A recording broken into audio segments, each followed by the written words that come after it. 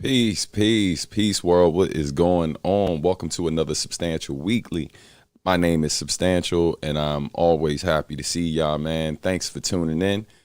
If you haven't already, please make sure you subscribe to the channel, turn on notifications, all that good stuff. Like and share the video, man. It's greatly appreciated. Definitely, man.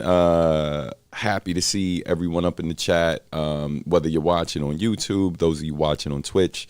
Shout out to those of you watching on Facebook as well. And shout out to those of you who got the notification or saw the quick live I did on Instagram to send y'all over here. It is appreciated, man. And so I just wanted to tune in with y'all for a little bit, for like an hour. I do this every week for those who don't know, man. And a lot of updates and stuff is happening really quick. And so I just wanted to let y'all know what's going on. So first and foremost, though, if you haven't said peace yet, make sure you say peace. Let me know where you're tuning in from. We appreciate it, man. We definitely like to see where folks are watching in the world, man. And a lot of folks are unaware of, like, you know, sometimes people who are fans of me in their region or fans of similar music in the region. A lot of times we feel like we're islands out here, and some of the stuff we like is we don't know a lot of people who are hip to it. So definitely, man, speak up. Let us know where you're tuning in from. It's always appreciated. And a lot of things we're going to cover today. But I wanted to start by shouting out a homie. This is something that wasn't on the agenda originally for today, but I definitely wanted to shout out one of my homies. First and foremost, though, happy Earth Day. For those who don't know, this is Earth Day today. And Earth Day, like, is special for a lot of different reasons. Obviously, you know, everyone's trying to do their part to make the planet a bit better than it currently is. And so, but the reason why it's also special over here around these parts is because a homie of mine, man, who goes by the name of Earleybird, my man Kevin Early. He's an old friend of mine, man, someone I've been tight with for a very long time. And today is his birthday, right? So every time Earth Day comes around, you know, we celebrate the homie, big him up and all that good stuff. Excuse me. And today is special, not just because it's Earth Day and his birthday or born day, as I normally say, but it's also a release for him. His video just dropped. He has an album that just came out called The Divine Comedy. So before I jump into all of this stuff about me and what's going on, I definitely wanted to plug what he has going on. But again, because I saw a few more people just came in, make sure you subscribe to the channel if you haven't already. And shout out to the regulars who already know what's up. But let me shout out everybody before I jump into more stuff from early. Shout out to Warpath. Warpath is up in this joint. Good to see you, family. All right, we got Philly tuning in.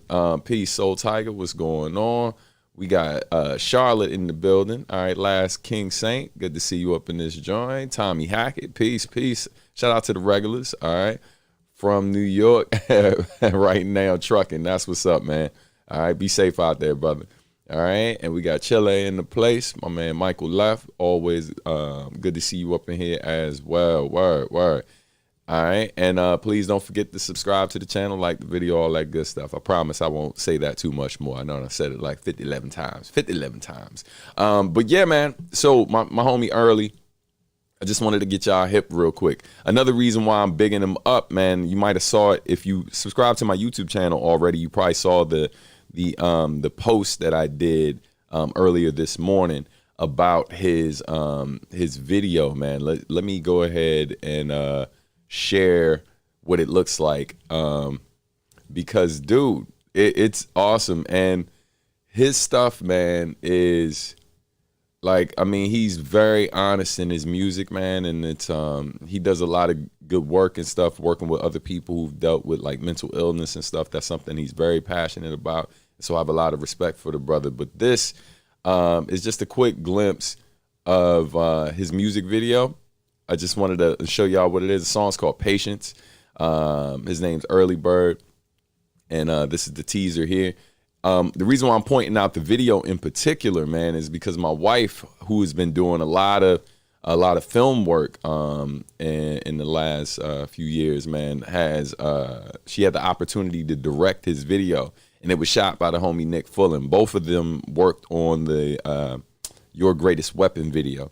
So definitely check it out, man. I'll drop the link in the chat for you guys, man. But I'm super proud of everybody involved, man. I got so much love and respect for all of them, and I definitely want y'all to check it out. You know, it's yeah, man. Yeah, just Early's a really, really good dude. And a couple of fun facts about my man Earleybird, right? And here's the link to video right here. Video, y'all can watch it after the feed. Or put it on your watch later joint, you know what I mean? But hold on, I don't think it popped up for y'all to see. There it is. All right, y'all should be able to see it now. But yeah, man, that's the video is called Patience, and again, that's directed by Rochelle Etienne Robinson, aka my baby mama, and also the homie Nick Fullen, who edited and shot it. Lord's still working on me. Who edited the video and shot it. There we go. Bow. All right. So definitely, hey, man, shout out to Michael Left for the super chat love. I appreciate it. As I've said in the past before, you all, I'm never, there's never the expectation that you all have to donate, but definitely it is appreciated, man. So thank you for contributing to the channel, those of you who are capable of doing so. But yeah, man, let me see a couple of things happening in the chat. Peace. All right, Soul Tiger, that's a pretty cool name. Yeah, Soul Tiger got one of the doper names up in this joint for sure. Ice Killer says, tuned in 23 a couple days ago, feels good, man. Oh, turned 23. Hey, happy born day. Happy born day to Ice Killer, man. That's what's up. Birthday celebrations happening. Let's see what else we got. Word, yeah. So Warpath remembers back in the day when I was doing Substantial Sundays. Earleybird came on the show. Yeah, man. He is a really dope dude, really solid dude, man. Some fun facts about him. That's what I was gonna say.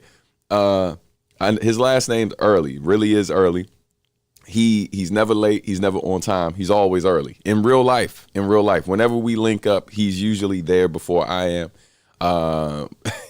When he's time for, like, I have a get together, he's almost always the first one to come through. And so shout out to Earleybird, man. Got nothing but love for you. I'm gonna post that link to his video one more time because I think it didn't go to everybody. It just went to my YouTube folks, and we want to make sure we're showing everybody love. Shout out to my folks watching on Facebook and Twitch. But the link is coming through again for the homie Earleybird. But yeah, man, let's see. Bong. All right, so let's keep it moving, man. Shout out to Earl. Oh, some other fun facts about him. He actually is going to be featured in a film that's premiering on PBS. It's a 2-part documentary that is executive produced by the legendary director Ken Burns. And it's called Hiding in Plain Sight, and the film is about mental illness. It's a lot of different interviews with like various young people and several adults. Kevin is one of the my man Earleybird is one of the adults that they interview. His besides his interview being featured in the film, his music is actually in the film, and also his artwork.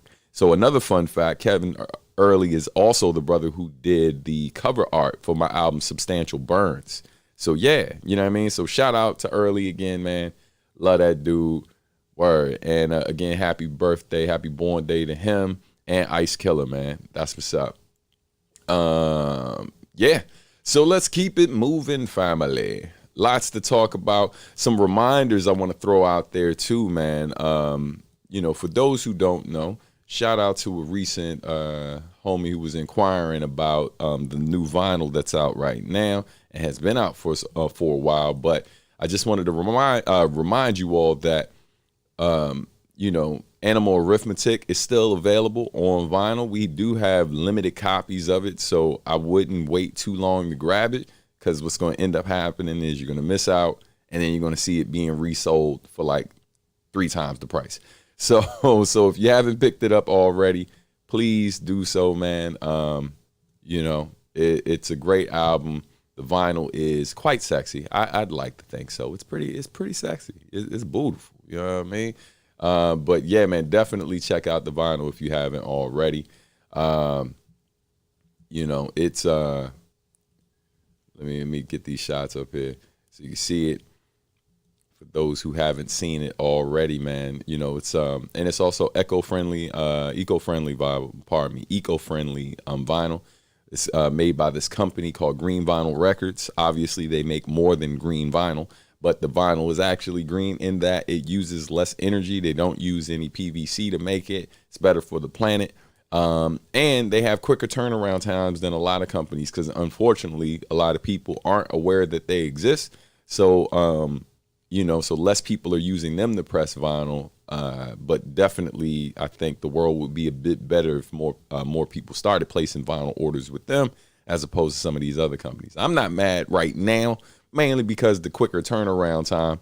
Y'all can get vinyl turned around for me when I'm ordering through them, roughly about 3 to 4 months tops, more like 3 months, while most people are waiting like 6 to 7 months, in some cases 8 months to get vinyl done. So definitely, hey, man, shout out to Soul Tiger for the super chat, man. I appreciate it. Y'all showing a lot of love today. Y'all show love all the time, but it's greatly appreciated. You know what I mean? So thank you. Yeah, that vinyl, though, ain't it sexy? Ain't it sexy? Sorry, you know what I'm saying? You probably watching by yourself somewhere, looking at the screen, and you winked at the screen. That's a little embarrassing if someone walked by and saw you do that because they don't even, you know what I mean? Especially if you ain't on FaceTime with a person on the other end. But I get it. The vinyl sexy. Find yourself, you know what I'm saying, making faces and such. Judgment-free zone. I am not here to judge. You know what I'm saying? But I appreciate it, man. Yeah, hey, man, listen, Warpath, I'm trying to tell you, boy, it's beautiful. It's beautiful, I try to tell you. All right? Happy Cake Day. I feel like that's what you say if you take your homie to a strip club on his birthday. Happy Cake Day, son. All right, but yeah, man, you know, let's see. Yeah, the character does remind me a bit of Mugen as well. But yo, there's also a triple pack available for the vinyl on the site. I'll drop the link for the vinyl in here for you guys if you haven't grabbed it already, and I will also pin it. But yeah, man, here's the joint right there. Shazam, coming through. All right. But yeah, man, definitely pick that up. We always appreciate the support around these parts, you dig. But yeah, man, let's get into some things. Let's get into some other things. So let's jump into some reminders. So it's a lot of different stuff coming up, man, different events and such. And I definitely want to keep you all in the loop. The first event I wanted to give you all heads up on. So for those of you who don't know, if you haven't been paying attention, I am co-owner of a company called Substantial Art and Music. My wife is also my business partner, and basically we consult creatives. We help them make a living. We help them develop their business a bit more. We help them become a business, and we help them with marketing. Most of our clients have been musicians over the years, but we work with small businesses, et cetera, et cetera. So we are excited to announce that we do have another workshop coming up. This is the first in-person workshop that we're doing in quite some time, man. It's really exciting that that's going on. So we are going to be at Creative Suitland on May 19th from 7 to 9 p.m. Again, you can catch us at Creative Suitland, and that's happening on May 19th from 7 to 9 p.m. So what I'm going to do is I'm going to drop a link in the chat in a moment for you guys, and you can RSVP on Facebook. Reason why I'm dropping the Facebook link in there is because if you know people who are based in the DMV area, please forward that link to them. Definitely, man, it is appreciated. Hey, peace, Tariq Green, what's going on, fam? Thank you for tuning in. I appreciate that comment as well, man. I'm doing what I can, you know. Word. Let's see. I'm reading the comments. Stan, what is the story about the picture of your album cover Sacrifice? Hey, that's a great question. So look, this is a bit off topic, right? So I'll answer this question real quick and then get back to the marketing joint dropping the link. But matter of fact, just hold on 1 second. I'm going to answer that in a second because I know I'm going to start diving into that, and that's going to lead us down the rabbit hole, more questions being asked, which is never a bad thing. But I just want to make sure I stay on joint. So, Michael, if you're going to be around for a while, Just hang in there. I'm gonna get to your question. I'll make sure I answer your question first on the Q&A. And just to give y'all a heads up going forward, based on the people who do put up super chats, I'm gonna always address their questions first, and then I'll just go down the line and try to catch everyone else's. But it's only right, man. They're going above and beyond, so it's the least I can do for them. But of course, I appreciate all of y'all. So yeah, let me drop this link real quick for y'all. For the workshop. Hold on. High five for Jesus. Should be coming through right about nowish. Let the church say amen. Amen. Okay. Bang. All right. Let's try that now. Boom. All right. So there is the link for the RSVP on Facebook. The event is free. Cost you nothing but time. All you got to do is show up. You know what I mean? And then we'll take care of the rest. But if you're a musician and you basically would like to get some professional advice from me and just kind of learn how I've been able to navigate the industry over the years, how I market my stuff, I'm not pretending like I'm the most popular dude, but it's important to remind folks. A husband, father of two, and a full-time musician. That's not a easy feat. You know what I'm saying? So understand that, what I try to help people become is like I like to think of it as like helping to create like more blue-collar rappers, right? Or blue-collar musicians, just folks who are more than capable of taking care of themselves, doing what they love most full time. You know what I mean? And the truth of the matter is that is not an easy thing to do. And a lot of people try and fail. And I've been blessed that I've been in the music industry for 20 years, and I've had a couple of stints of doing only music full time. Yeah, man, I'm grateful. The fact that I've been able to maintain this and do it throughout the pandemic, when a lot of people have been in really rough spots, and we have too. It hasn't been easy, but we definitely have been doing okay, man. And we just try to pass that knowledge. So I highly recommend folks checking it out, sharing it with people in your network who might be interested, who could learn something by showing up. So again, that's May 19th, 7 to 9 p.m. Some of the stuff that we're going to talk about is playlisting. Also, we'll talk about, how to develop a work plan for your release, how to budget for your release, how to crowdfund your release if necessary, et cetera, et cetera. A lot of different topics are going to be covered, focused on music marketing. All right. But so next up, let me remind y'all about this other event. Though. Yeah, I mean, shout out to the homie Orion Song. I saw him pop up in the chat a little while ago. So I wanted to remind y'all, man, that Substantial Live from Home is coming up. And I will be joined by the homies, Avasi and Orion Song. They are super dope. They're going to be coming in live from San Diego, and I'm sure they're going to kill it. If you've never seen them do their thing, Orion Song is an R&B singer, and Avasi is he's a multi-instrumentalist. Also, Orion Song also plays guitar and ukulele as well. So yeah, man, they're gonna do a couple different things. They posted a really dope video of them doing a cover of Eclipse a while back, and then also a cover of them doing another Nugent Best instrumental joint, and they were killing it. They were super killing it. So I'm excited to be sharing the live with them. I think y'all are gonna enjoy the show.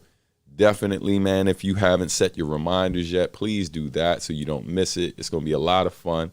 Shout out to the homie, man, Ryan, who did the flyer, man. Ryan is super talented, man, really, really great guy.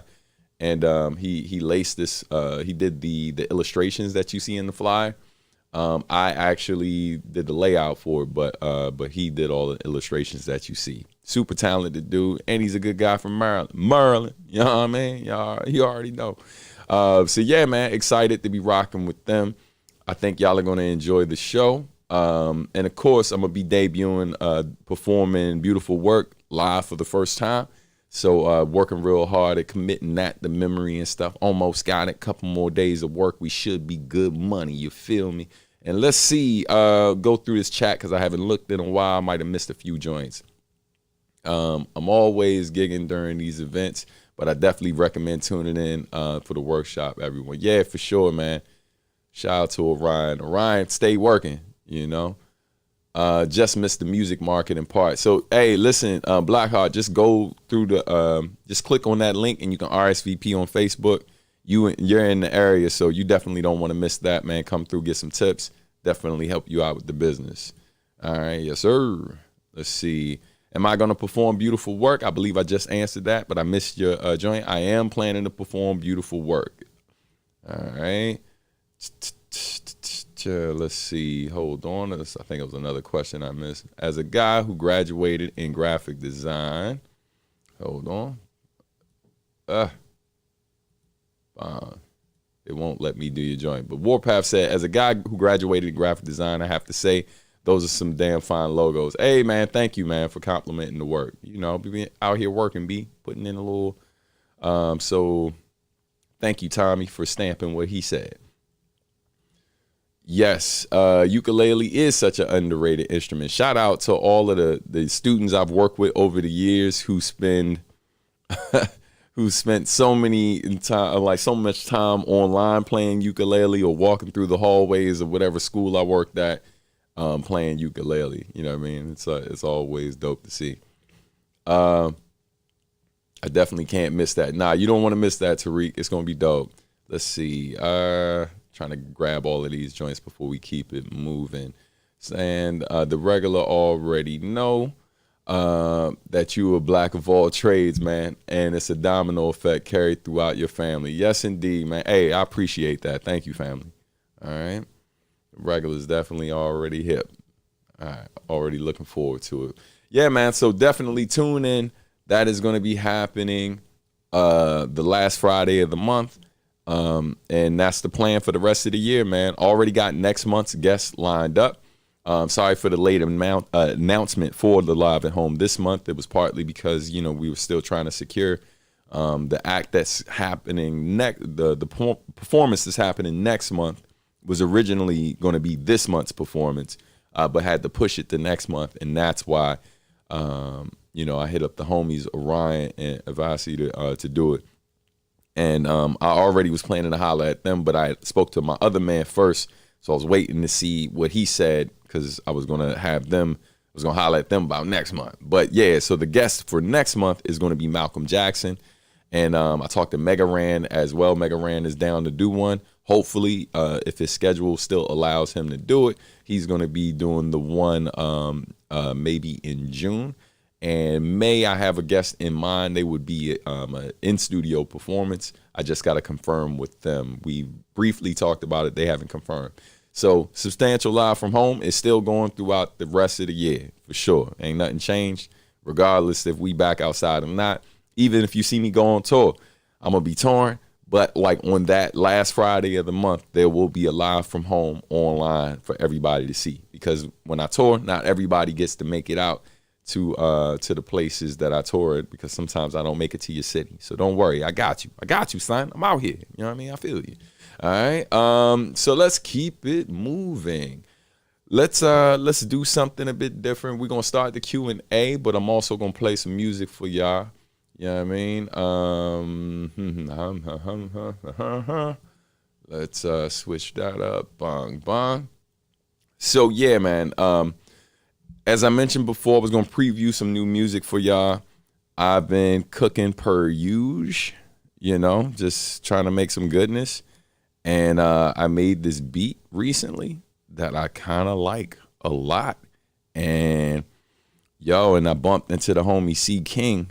I don't know if y'all know who C King is, but C King and I did a song called MLK, On the Past is Always Present in the Future. And I love that dude, man. Like that's my little brother from another mother, for real. And yeah, man, I was real happy to see him. There's a project that we did together a while back. That's the joint. Man, it's all him, and all I did was basically all all I did was basically, kind of like executive produce the joint, right? Like just Algorithm did all the beats for the project. But yeah, man, we had a conversation about that. He's got his stuff together and he's ready to get back to work on that. So before we go today, I might play you a sample of a track that we got from that project as well. Just because C King is super dope and the world don't really know him like that because, this dude's doing other things that he's very successful at, so he only has so much time really for music. But I think people really need to hear the dope stuff that he's doing. But anyway, this beat that I'm about to play for you is something that I want to have him on. And so I want to know what y'all think and see if y'all like it.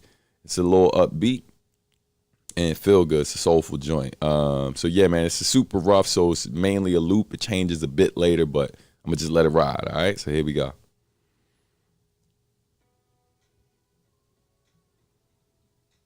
Hold on. Let's get that going.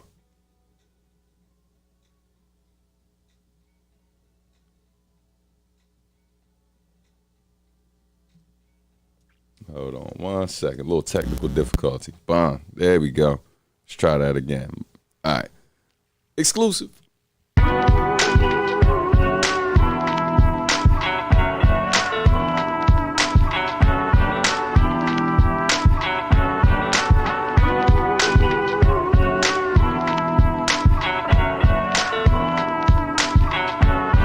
So again, it's just the rough.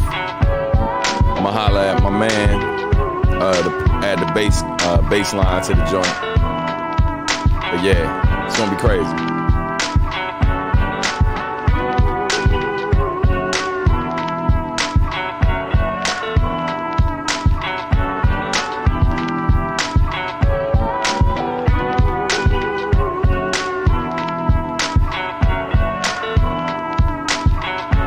Last King, I got your question in a second.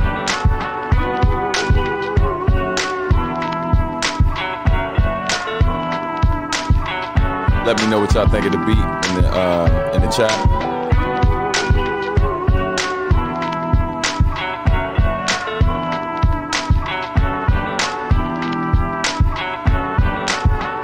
Yeah, so just imagine some live bass over it. It's real funky. I think the switch up, it's not a huge switch up, just the other elements are coming.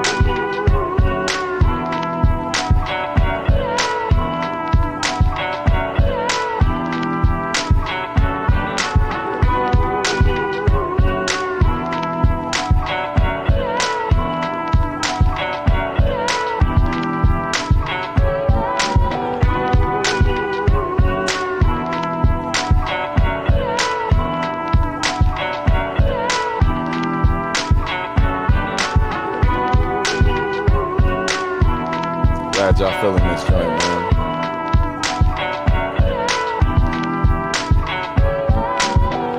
Yeah, that's what's up. Hope y'all was digging that. Thank y'all for listening. You know what I mean? I'm excited, man, for the project. It's coming along good. I got real close to I'm real close to the finish line in terms of the beats for the album. And so, I was realizing, I was like, man, I need a few more up-tempo joints because, I'm Mr. Chill, laid back, jazzy hip hop guy, jazz rap guy. And so it's real easy to get really far into a album and realize, oh my God, there's nothing upbeat on the joint. You know what I mean? But yeah, man. But hey, I appreciate all the love. Okay, Keys. Have you ever considered rapping over some drill beats? Is it possible to make super soulful drill beats in your style? Hey, I will address that in a second too. Yeah, the Keys came through real subtle. Like, I don't know why. Here's another comment. I don't know why, but feels like you were to remix this or take it in different directions. Some trumpet playing, the same melody would be awesome. Word, man. I used to have a homie that played trumpet, man. I gotta ask around.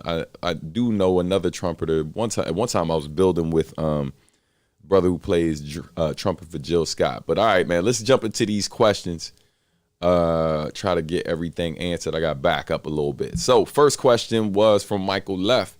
Michael Leff says, Stan, what is the story about the picture of your album cover Sacrifice? I really like that cover. So the simple answer is because the album's called Sacrifice, I was trying to think of something that reflected that cover, and I'll put it back up on the screen for everybody to see. Sacrifice is the white cover in the middle. For those who don't know that album, that is my second album. This is after I parted ways with Hideout Productions, so this is the first album that I would say I had definitely way more control over that record than I did my debut album. But it was released through Q&5 Music, so obviously, we try to make sure my needs were met, and then also meeting the needs of the team. Shout out to my man Tone, who helped mix about half that record. But yeah, so the story behind the cover is we were trying to figure out something that would be really dope and reflected Sacrifice. And so, I was thinking about the ritual that samurais perform when they feel like they've, served their purpose and they've finished serving their master or whatever. Like basically an honorable way of taking themselves out was, perform a seppuku, right? Where they basically take a short blade, and they disembowel themselves, and it's and there's usually another samurai standing behind them with a sword out that like basically decapitates them. It's a whole thing. So I ain't have anybody in the background. I was like, yeah, nah, B, that might be a bit much, but but the other thing is, instead of using a sword, there's a microphone. Right. And then what's going through me is a fountain pen, so that's what we were going for. I remember showing that cover to Nujabes, and Nujabes saying, yeah, I don't know. Like he wasn't crazy about it. He thought the image looked nice, but he wasn't crazy about it. But then, some other friends and fam I had in Japan, I showed it to them and they were kind of digging it. So, I knew it was going to be something that I knew it was going to be a striking image that really caught people's attention. You know what I mean? So, that's what we were going for, man. And I feel like, we did a really good job with that cover. Shout out to Eddie B. Toombs, who actually shot the photos, and Tone, who rendered the image. My man Tone Deaf from Q&5. All right, let's get to some other questions, and I'm playing catch up, so bear with me, folks. All right, next up was Warpath. By the way, I may actually have some business for you in the future, Stan. Oh, this isn't a question, this is a comment. In the future, Stan, after I develop and learn a little bit more, I really like to get into production. Word. Hey, man, let me know. I got you. You know what I mean? Just reach out. I usually get back, not always quickly, but I'll definitely get back to you. Just hit me out. Let's keep it moving. All right, who we got next? All right, last King Saint. Here we go. I just released my first indie game, and it has a soundtrack. Do you have tips on promoting game music as well? Absolutely. One, I do consult. So just know that if you really want to get like a really in-depth, have a really in-depth conversation where me and my partner actually do some research based on what you've done or what you haven't done to this point, and want a full breakdown presentation along with 90 minutes of us discussing it, that's something we can do. But in the meantime, the short answer is one of the best things you can do is start by actually attending video game conferences, right? Sit on some of the, check out some of the panels where you're able to speak to people who work in that industry. And I would say start by attending these, because ultimately that's how I got into making video game music, right?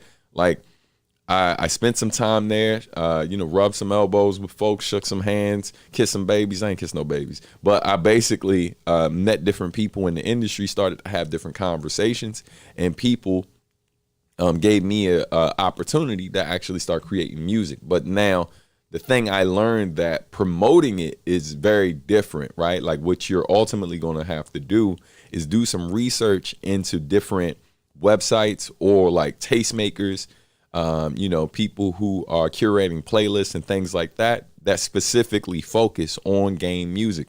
So spend some time researching that. and start to build you a database of contact information, their social media, their emails, etc. And if they don't have that listed, but they have a contact page on their site, reach out so you can figure out what you need to do to make sure you submit your music to them so you can get more opportunities to promote your music and get in front of more people and get heard by more ears, So so that's what I would suggest to start out. All right. Thank you for the question. Appreciate you. All right, let's see. Ice Killer says, Stan, have you ever considered rapping over drill beats? This is one I read before. Is it possible to make some soulful drill beats in your style?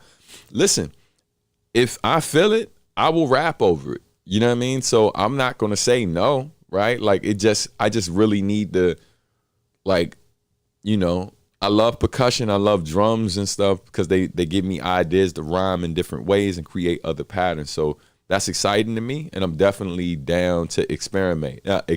So I would say in the meantime, man, look, because I produce a lot of different stuff. I've made some stuff for other people that was influenced by drill or other styles of music, but haven't necessarily made anything for myself yet. So I'm open to it, man. And if it's right and makes sense, I'm with it. I made this one beat that I played a sample of this track the other day. On the live, this track called No Per Diem, which is going to feature Mega Ran. It's not drill influenced, but it definitely is it has a slightly different sound than some of my other stuff. And it's like the 808s are real heavy. And then I got a track on the album called Salt and Pepper, which is like Baltimore Club inspired. And that thing is crazy. So yeah, man, I'm out here, experimenting, doing different things, still adding jazz elements and things like that to it, so it still kind of connects with the with my core sound and what I like. So yeah, man. Let's see. It reminds me of something from the last EP. Word. I can hear some. What's it? I'm reading y'all comments. Some wine French horns added to the background of the music too. It's not a bad idea. Tariq says, if you do get a drill version, would you have, I say, if you were to do a drill version, would you have to speed the beat up? I mean, yeah, man, it's possible. You know what I mean? Like, I don't know. I got to play around with it to see. Anything's possible. But yeah, let's keep it going. Yes, Soul Tiger past EP. Yeah, for sure. Yep, and very thoughtful cover. Thank you, Claudette. I appreciate that. I'm playing catch up, y'all, so bear with me. I don't get the green line though. Yes, so the green line was just it was meant to look kind of like a flag or like some drapery. So sometimes when you watch certain things that took place in like sometimes like different eras of Japan, or sometimes like things that took place in certain eras of China, they will sometimes have like different, sometimes it's flags, other times it's just different colors draped and stuff. So that particular accent that we added was just to add some color and create a palette for the album cover, you know what I mean? And so, and we knew that we wanted the palette for the album cover to mainly be white, lime green, and then turquoise, right? Like, so that was the color palette that I kind of envisioned for it. And then there were other colors that would like accent it here and there when you would go through the cover art for the CD. So a lot of times when I'm working on a particular album, we figure out what the main color palette is going to be. As a designer, that's going to be something that I use as part of the core design for the various different assets that I produce, right? So like the cover art, the flyers, the like other images and stuff, maybe even like avatars that we create, merchandise, all of this stuff. So it's just so that when people see that color palette, they associate that color palette with that album, right? So it's just another way to kind of embed it into your mind. And yes, like Harikari, going back, Harikiri, going back to Sacrifice, yes. Let's see, Warpath says, when I saw that cover back in like 2012 or 2013, I appreciated the imagery and the meanings. Thank you. Appreciate it. Hey, Steph up in this joint. Peace. What's up? Steph is watching on Facebook. Appreciate you. Good to see you up in this joint. Still a beautiful, unique album cover. Thank you so much, sis. I appreciate it. So much produced from a minimalist perspective. Indeed. R.I.P. Nugent Best, no doubt. he like, I don't know, Stan. Yeah, man. He wasn't too sold on the joint. Like he appreciated the art. He thought it looked good, but he wasn't comfortable with it.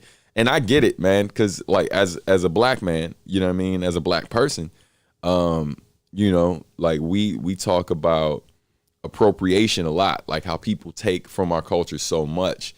And I was still very young at that time in my 20s and spending so much time in Japan. So like I'm trying to find different things to, you know, the pull from their culture that like, you know, was inspiring me as I was working. But I never thought of it. He didn't say this, right? He didn't say it, like see it as appropriation or say to me that he thought it was appropriation. But I can see that. Like now looking back at that cover, there's a part of me that is a little bit uncomfortable because, yeah, I mean, that's a form of appropriation, right? It did tie into the theme of the record and what the album was really about. Like sometimes putting your life on the line and sacrificing so much of yourself, a part of your soul and everything, to serve others, you know what I mean? To serve your family, you know, to serve your community and stuff. And you sacrifice a lot. There's a lot of sometimes dreams that you give up on or put to the side, you know, to ultimately serve others. And so samurais were very much about serving their lord, right? Serving the person that they work for, you know what I mean? And so there were parallels, but I could see why like that would be uncomfortable for someone who was Japanese, you know what I mean? So I get it, you know. Hindsight's 2020. Okay, so I was thinking about this one earlier. Here we go. I was thinking about this one earlier this week. Is there anything you said back in your older songs that you now explicitly disagree with? Yeah, absolutely. Absolutely. There, for example, two songs come to mind. One is Call It What You Want To. You know, how I end it, right? Like the last word in that song is faggots, right? That's something these days I never end my rhyme like that. You know what I mean? Rappers were known for ending their rhymes with bitch as well, right? And so I wouldn't do that either. But there's plenty of old rhymes. And then I used to say the N-word in a lot of my songs. Like now you'll only hear me say it if I feel like that is the word that, like for that particular subject that I'm talking about, that's the word that makes the most sense, right? Or I'm talking about somebody who views themselves as that, or I'm talking about a group of people and how they perceive me, right? So I'm very specific with, and it's not like I don't use the word in my everyday conversation, right? Like, yo, hey man, Paul Mooney had one of the craziest lines. Rest in peace, Paul Mooney. He had a line in his stand-up where he was like, hey man, he's like, I wake up every morning and I say nigga to keep my teeth white, right? So I'm not a person that puts it in my music like heavily because I'm aware that I would say a lot of my audience, a good amount of my audience is not black, right? I don't know for sure if most of my audience is not black, but I know a good amount of my audience isn't black. And I'm not crazy about the idea of like, you know, when they by themselves or whatever, listening to my music, they're like, nigga. You know, like I don't love that. I definitely don't love that. That makes me a bit uncomfortable. So I don't put a bunch of it in my music like in my earlier stuff. I was a lot younger and I really didn't think about those type of things. I was just trying to be dope. And a lot of times, a lot of what me and Tone Deaf just had this conversation. A lot of our old rhymes was about shock, right? Like we're trying to push the envelope and say something to make people, to wow people. And a lot of battle rhymes or a lot of folks nowadays who do the harder rhymes, a lot of their stuff ain't necessarily about what they actually do. It's really about, let me say the craziest thing, because people associate these things that are blatant lies or gross exaggeration with somehow you being dope because you could think of that. There's a lot of crazy stuff I think about that I'm just not crazy enough to say. And then people think somehow because you say that thing, that means you don't give a fuck. I'm like, no, You not giving a fuck would actually be you doing that. But you saying it, I guess on the level of I don't give a fuckness. You know what I'm saying? Like you're on your way up the ladder, but you're not at the peak. You know what I mean? So for me, you don't get points for thinking of something crazy to say and then just saying it. You know what I mean? Like I'm a bit older now, so I know there's consequences and stuff. And I know there's people who's, you know, where they are mentally, like they don't understand the difference between like reality and me just saying something for the sake of saying something, right? Or like for art purposes, right? So I'm much more aware of that. So that is definitely a line that comes to mind. And then sometimes we think different as well. Like I feel like it's not so much that I disagree with a lot of what's said in it. I think I like still think different lyrically a lot more than I do think different. Obviously, I was a bit older when I wrote Still Think Different and more mature, and I felt like I was better at articulating certain things. I feel like Think Different, even though it's not, the chorus is basically implying that I'm not judging you, right? But I feel like if you're a person who doesn't know me and you listen to that song, I think it could be leveraged to kind of make some points that I don't necessarily agree with. You know, and I feel like there are people sometimes who try to take that and then basically say, oh, Stan, look, see, you're one of the good ones, one of the good black people. You're not like these other black rappers. You know what I'm saying? Like, I feel like it could be, it could very much be that. And there's moments where fans have talked to me about how they felt about that song and kind of confirmed that feeling. I've had a quote unquote fan actually say to me, yeah, man, like you're different. I thought you were different. Like you're not like these other like rappers and stuff. And they're mainly talking about black rappers. You know what I mean? I could tell by the language they were using when they were saying, they were trying their best to avoid saying that. And that's troublesome. So it makes me very conscious of how I deliver my rhymes and how I word my stuff. But hey, man, Warpath, thanks for the great question, man. I'll be on that all night, all day, I should say. All right, Nice Afro says, is it necessary to perform live as an artist / musician? Do you know people that never performed live? I would say that I don't know any musicians that have never performed live. But in terms of like whether or not it's necessary, I would say that to better your skill, right? Like I think it's a necessary thing, right? Like I think you can practice in private, but it's a bit different when you got eyes on you, right? Like it adds kind of another layer of pressure. Like outside of just execution, now there's understanding the room, like being able, let me take this, I still got the cover art up this joint. Understanding the room and the space that you're in, right? And how there might be a moment where I can play this instrument slightly different and create an exchange with the audience, right? Where when I'm playing by myself, I can't read the people in the room. And some musicians zone out and don't pay attention to that. Like as a rapper, I don't have that luxury, right? Like I'm very aware of the audience because rappers, before they were rappers, they were MCs, a master of ceremony. So in order to be a master of ceremony, you have to understand crowd interaction and engagement and be able to read a room and tell that, like, yo, I'm doing this song right now.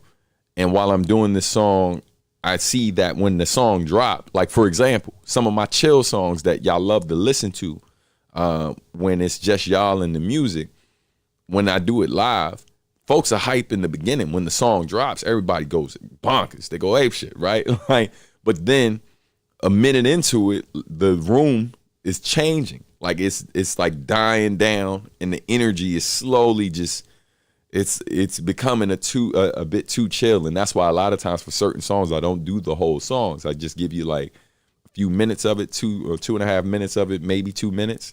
And then I keep it moving so the energy doesn't go all the way down. So I think there's something to performing live that like it would help any type of musician or vocalist, just basically be able to develop their skills a bit more and learn how to read a room. Because like I could add to that question and say, as a musician, right, or artist or performer, do you really need to perform with other people, right? You technically could just play the one instrument by yourself all the time, right? Or self-produce tracks and stuff and never interact with others.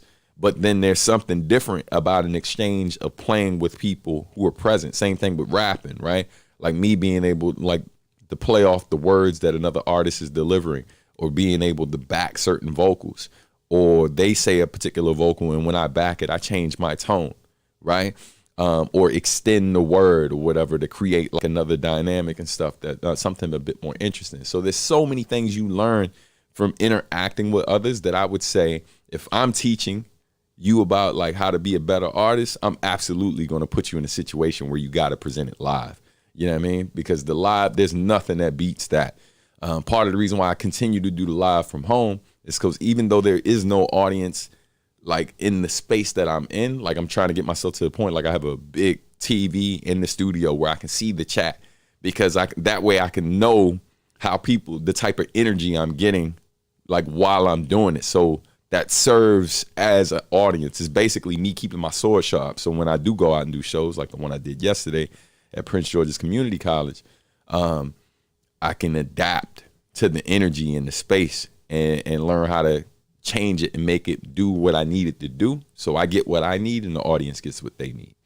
All right. Hey, that's what's up, Claudette. Hey man, I've made it for all my Maryland folks. So I hope you dig it when I drop. I don't know, we'll see. I might play a sample before we leave. All right. Late, but I'm definitely gonna rewatch the vid. Nice afro, good to see you, man. Look, at least you showed up. All right. Accent colors basically. Word, Steph. Steph on YouTube and Facebook out here showing off. You know what I mean? Multitasking. And now I'm on YouTube. Peace from VA. That's what's up. Let's see. Love the New Jabez anecdote, or either the cover. I get the vibe. He was a great guy who was very opinionated. There's a story about his collab with Mimi ending with Jun saying, "We'll do it your way," but that's about right. That's about right. Hey, peace, Ibrahim, watching on Twitch. Peace. Bonjour. All right. Word, man. That's what's up. Rest in peace to Nujabes. Best. Let's see. We're never working to. Yeah, man. Look, man. God bless the dead. R.I.P. My brother Nujabes. He was not easy to work with. You know what I mean? And that's no disrespect. That's the truth. And you can literally ask almost anyone that worked with him, and they will pretty much say the same. Like he definitely had a very strong opinion, and that's why we ultimately only did one full album together.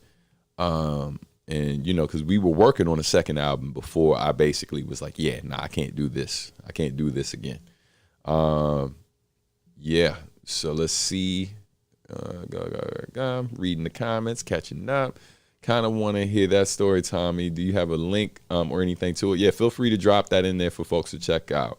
I might have to get back to drawing again. Yeah, man, you should keep, you know what I'm saying? Like, listen, making art, creating art is a great experience, and it's good to just kind of exercise that part of your brain, those muscles, you know what I mean? It's a blessing. Word, that old school Eminem type of method. True.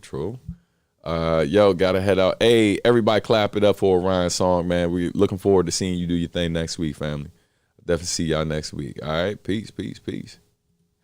Let's see. Hey, man, you're very welcome, family. Let's see. Yeah, I'm still catching up to the comments. Love the hook on Still Think Different.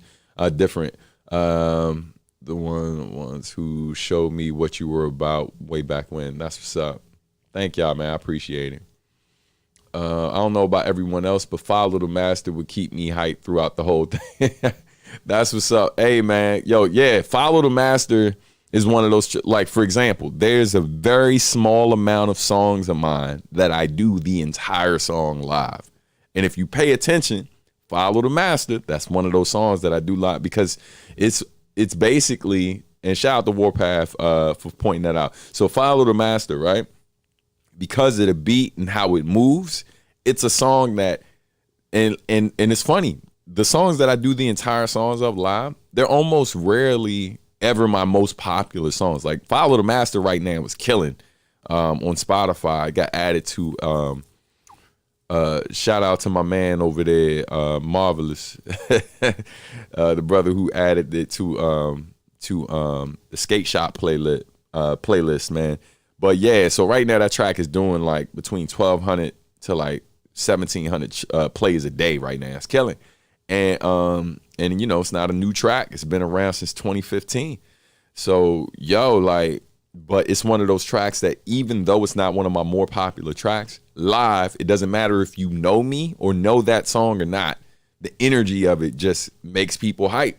So I'm able to perform the whole thing and the energy doesn't shift. Like it stays, that energy, how it was in the first few moments when it starts to the time I end it is always crazy. Another song that's like that again is not one of my more popular songs, but live it always kills. Black of All Trades, same thing. Say Less is one of those songs too. It's a newer joint, but like same type of thing where it's like it's a chill beat, but them drums hit. Funky DL killed it. And yeah, it's just one of those tracks that I can do the whole song top to bottom and it goes over really well live. Another track that goes over well live too, me doing the full song, is What I've Been Saying. And Same Energy that Marcus D produced is another joint. Trying to think anyone I missed. Oh, Made in Maryland, another one. You know, so there's certain joints, man, like that are good for listening in the crib, and maybe those songs don't get as much rotation.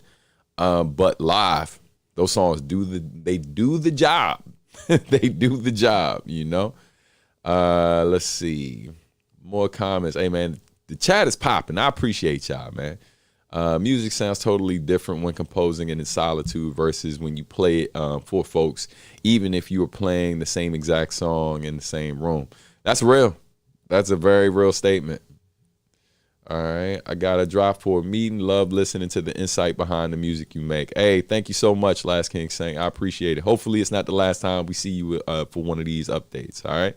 Oh, and just to remind y'all, so next week is Substantial Live from Home with Orion Song and Avasi. And just to remember,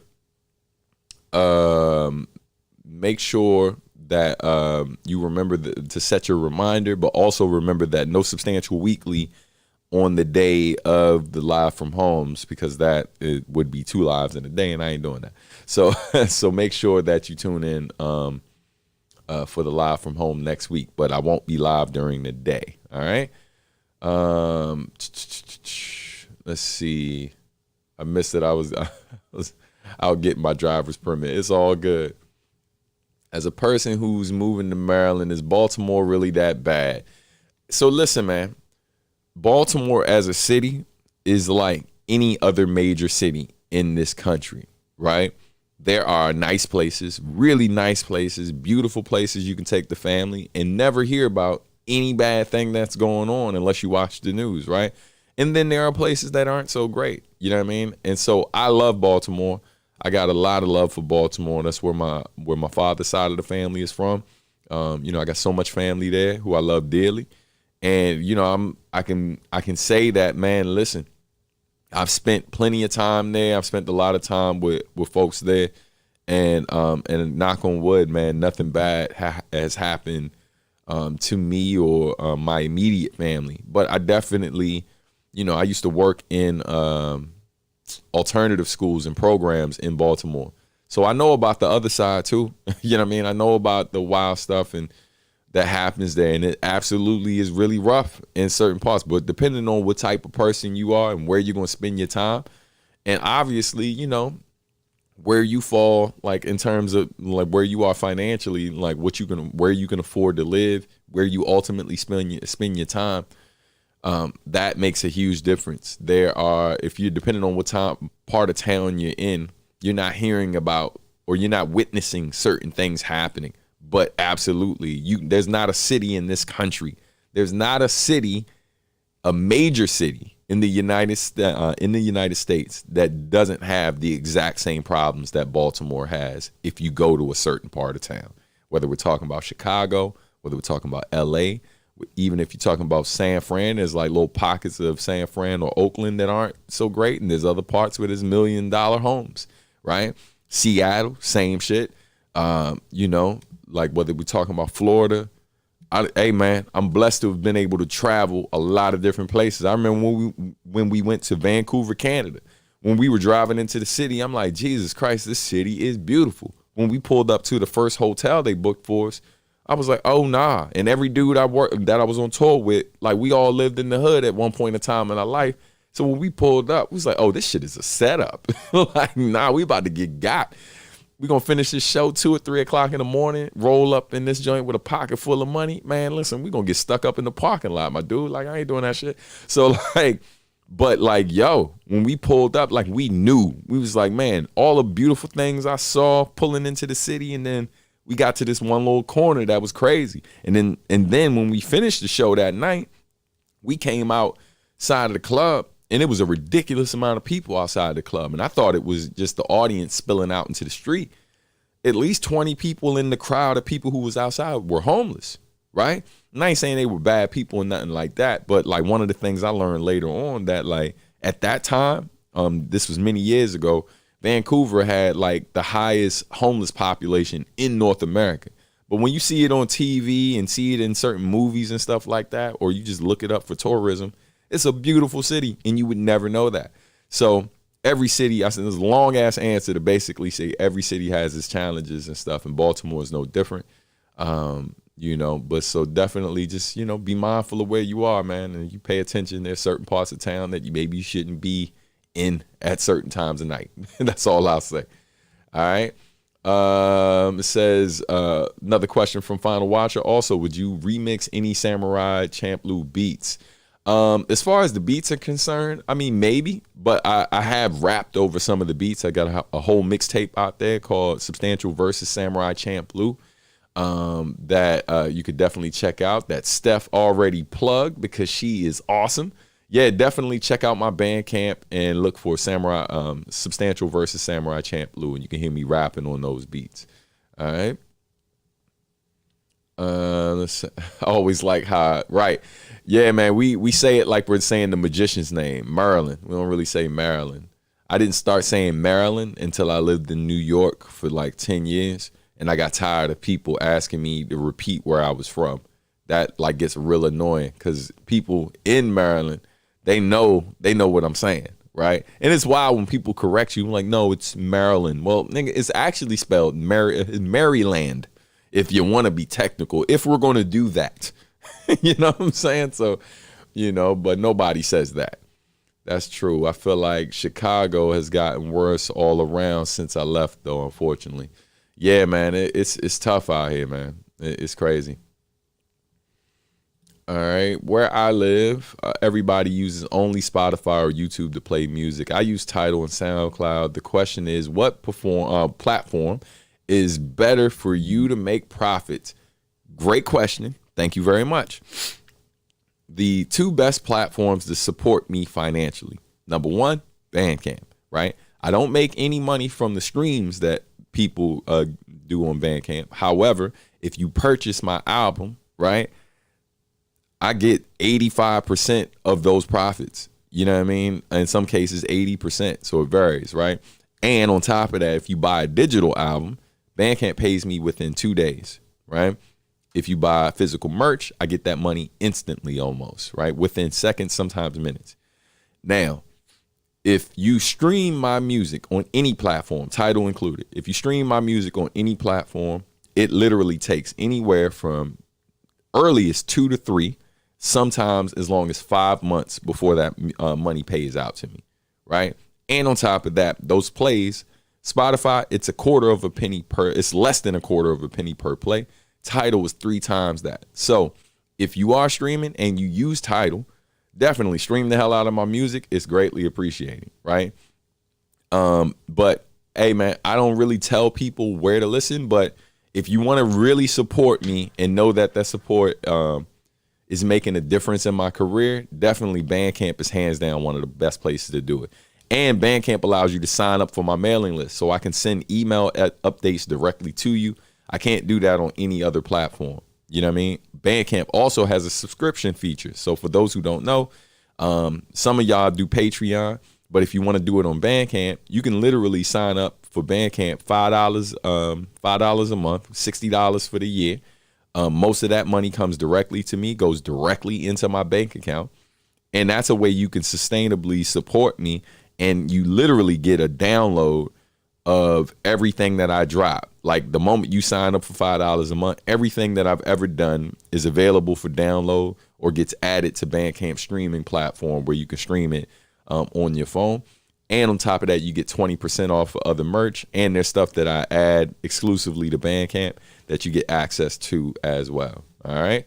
But thank you for that question. I appreciate it. Still playing catch up. I appreciate y'all patience. Look forward to visiting the city as an adult then. Word, man. All right. Fam, I can't thank you enough for representing Maryland and not taking that I'm from DC route like I see most artists and born and raised in PG and Moco do after they become a pop. Nah. Like, I can't. Listen, man, I understand why people do it, because a lot of times when you say what area in Maryland you're specifically from, most people don't know. And a lot of times if you say Maryland, people think Baltimore, right? So people say DC because DC is so close to different joints. And in DC, man, look, I got nothing but love for DC, right? But DC is extremely small. And if you know your history, DC is built on land that ultimately was shared by Maryland and Virginia, right? So DC, yes, it's a city, and I got nothing but love and respect for DC. But let's keep it a buck. Like, DC is it's a part of this whole joint. You know what I mean? But it's the more popular city because that's where the laws are made, et cetera, et cetera. But you're right. That's why I say that line on Think Different. We both from Maryland, but we rep at DC. We all front sometimes. That's how MCs be, right? And I've seen artists from Baltimore sometimes relocate to this region, and then they basically like, oh yeah, you know, I'm from DC, blah blah blah, you know, and even don't rep that area as much. And so, which is interesting because Baltimore has a great history, both musically, and just as a city, you know what I mean, in terms of what it's contributed to this country. So, you know, I find that interesting, man. I'm super proud of being from Maryland. Maryland has an amazing history and has some of the most influential people in the world in so many different fields. Whether we're talking about music, right? Like some of the greatest musicians ever in the history of music are from Maryland. Some of the greatest creatives in film, you know what I mean, both in front of and behind the camera, are from Maryland. Some of the greatest comic book artists to ever do their thing from Maryland. One of the co-founders of Google from Maryland. I can keep going, son. Like I know my history, bruh, of the state that I call home.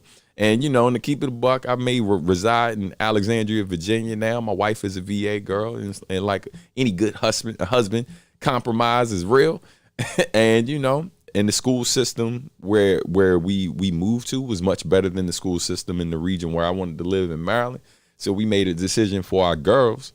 But look, man, I'm gonna forever represent Maryland and be proud of the history and stuff. And look, man, I was just dropping certain gems. I ain't even getting to the sports. Don't get me started with sports, dog. Greatest scorer. Look, the top two Olympic basketball scorers of all time are both from Maryland. One from PG, one from Baltimore. KD and Melo. You know what I mean? And then look, baseball, Babe Ruth. I can keep going, son. I can keep Babe Ruth, Cal Ripken, son. I can keep going, son. Let me stop. All right, here we go. I had a good question a bit earlier. I'll repost it. So what was your favorite cultures from around the world that aren't yours per se, but you greatly admire? Indian culture, I greatly admire. What else? Obviously, I got a lot of love and respect for Japanese culture. Yeah, man. You know, I've been blessed to spend a lot of time with various people from Nigeria and stuff, man. Of course, Nigerian culture, the various cultures of Africa, because Africa is not a country. It is huge as a continent, but there's so many different cultures in Africa, so many different languages and all of that, man. And like anytime I spend time with my brothers and sisters from different regions, like there's so many dope things that I learned, man, that just warm my heart. And it makes me sad that I haven't visited yet. So that's at the top of my list of places to go, especially after doing my DNA and figuring out what regions of Africa my DNA is connected to, like Cameroon, Nigeria, and other spots. But and so yeah, man. So definitely a lot of different African cultures as well. Like I said, probably the one I know the most about is Nigerian. But yeah, man, I appreciate that question. All right. Went to Baltimore as a kid to see the Wax Museum. Oh, that joint's in the hood. I went to the Wax Museum as well. Definitely check out the B&O Museum, the train tracks, the railroad joint too. It's really dope. When is Serenity dropping a verse with you on a song? Never, son. She about these video games, dog. She ain't thinking about making no music. Get the missus involved too. Hey man, the missus and I had a battle one time. We were battle rapping. And y'all was mad disrespectful. This was like early on in our relationship. I'm gonna tell y'all what I said. She gonna get mad. I was like, hey, cause she a fashion designer, right? So like, I was like, yo, some people should stop flowing and stick to sewing. That was one of the lines I said. Yo, it was a rap. I said that, Joe. Her whole face. It was a very short-lived rap career. I love her though. She probably in the next room if she watching right now. I'm sorry, baby. I love you. All right, my answer, a few more, and then we're gonna be out. We're gonna get ready to wrap up. Great. Now I'm thinking about Black of All Trades remix. Word. Have you worked with Fat John often, or have you worked with him at all? Is he an introvert? I've only spoken to him via email, but he doesn't seem to have a lot of outlets to contact. Yeah, he's not. Yeah, he's not like really online real heavy, and he's real introverted, like super laid back. You know, the most talkative I see him is when him and Pace link up because they got so much history. As far as working with him, I don't think it's going to happen. I've reached out to him in the past about collaborating. Sometimes he starts out with like, yeah, man, yeah, we might be able to do something. Let me think about it, blah, blah, blah. And then he'll get back and be like, yeah, I just can't see it right now. Blah. And I'm not one to press the issue. You know what I mean? I typically collaborate with the people I know best and spend the most time with. And occasionally when, if I'm spending time with certain people, and I've kicked it with John a few times, those are the only times I really ever asked him about collaborating, is when we were kicking it and everything seemed cool. And I'm like, hey, why not? I like making music with people who seem cool. And, conversation would start out looking like it was going to happen, then end up not happening. So I just left it alone. You know what I mean? But yeah, I ain't got no problems with him. Good dude, super talented. I listen to his music. I got nothing but the most respect for him, man. He's a talented dude who doesn't get enough credit, for real, for the role he played, in terms of like music that was produced for Samurai Champloo, and just his influence on the whole jazz hop and lo-fi scene. You know what I mean? 3 times, guess people don't know. Hold on. About the payouts. Still hear a lot of people trying to get on Spotify. Yeah. Well, so here's the thing. Even though Tidal pays more, Tidal doesn't give artists the type of tools that Spotify gives. And also Spotify is the largest streaming platform in the world. Like people, so even though Tidal pays out more, less people use Tidal. So most artists who are making any money from streaming, most of the money that they're making is coming from Spotify, who pays a lot less. But because Spotify has so many tools that helps to get your music in front of the right people, or the listeners who they think will likely engage with your music the most, it's not impossible to make good money with Spotify. The reason why I was able to leave my job again and be able to stay working on music full time, is because I figured out how to make Spotify work for me. And once I figured that out, in conjunction with making Bandcamp work for me, I was able to do it. So just understand, right, to all my artists and musicians who's listening, and this is another reason why you need to come to our workshop. They're just tools, right? I'm not here trying to demonize or vilify any of these folks, right? Like, I'm just saying they're all tools. These tools typically work the best for me. Spotify, as bad as they may seem to be, and I don't love everything they do, fact of the matter is, if I want to try to get on a Spotify editorial playlist, I don't have to know a person personally, and Spotify makes that information available to the public, so you can take the necessary steps to get yourself on it. Tidal does not, right? Amazon just introduced those tools, but I apply to Amazon just as much as I apply to Spotify. I've never been on a single editorial playlist in the last 3 to 5 years on Amazon. Spotify, I'm on at least, I'm on like 11 or 12 right now. You know what I mean? Like editorial playlist, right?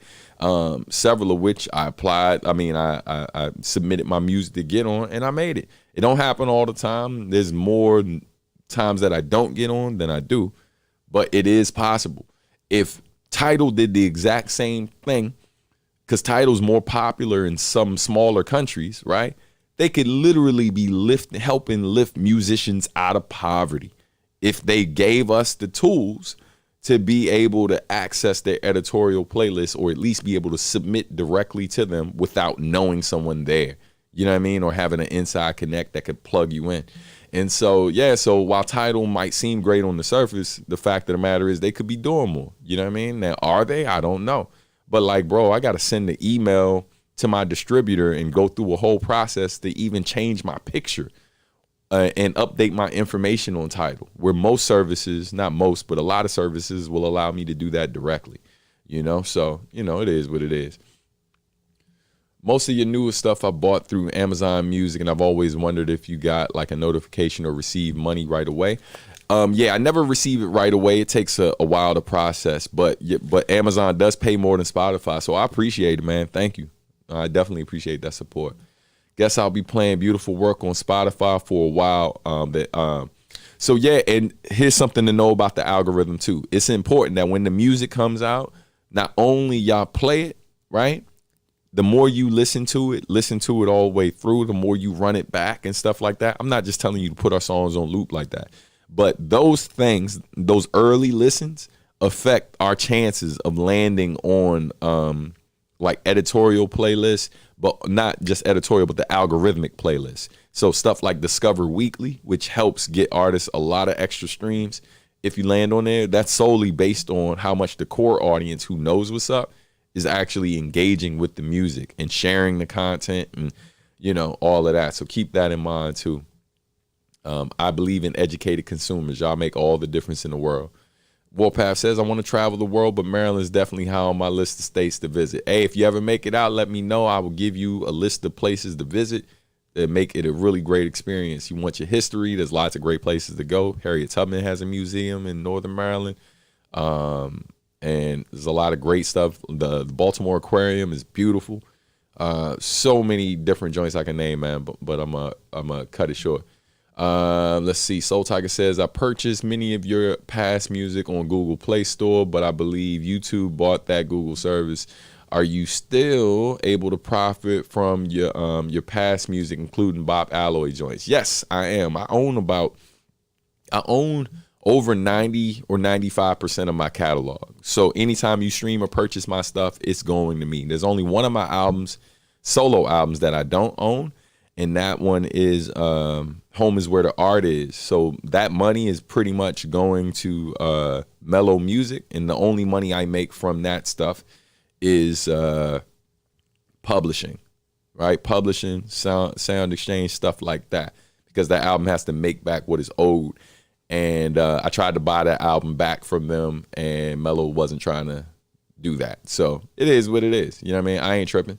But I am working on something that I can legally do to re-release it, like a deluxe edition that I'm planning to do for the 10-year anniversary. So when that comes out, that money will be coming directly to me. And also, just so you know, when you listen to the Nujabes stuff, I only make money from the publishing for that. I can't get into more details than that, but yeah, so you purchasing those songs, I don't see anything from that outside of like publishing. That's like my ASCAP and stuff like that. So that's just keeping it a buck with you. So if you're one of those fans that only listen to the Nujabes stuff that I make, you're definitely not contributing to my financial situation. You know what I mean? It's a great look for Nujabes' family and their label and all of that, but it ain't doing nothing for me over here. So, you know, that's just transparency, keeping it a million with you. And we got the wild Facebook random comment in here that is getting deleted. All the artists of Samurai Champ Blue soundtrack did a phenomenal job. Nujabes is my favorite artist in general, but Forces of Nature killed it. Yeah, Minmi did her thing. Tucci is underrated. Love that dude stuff. All killed it and deserve far more credit. Absolutely. I have to admit, I'm a little embarrassed, but to be honest, I only use Spotify like once or twice. I'm not even 30 yet, and I'm sounding like an old man. It's all good. So many classics on Samurai Champ Blue soundtrack, but Battle Cry and Shiki, no Uta. Yeah, this the joints, man. Classics.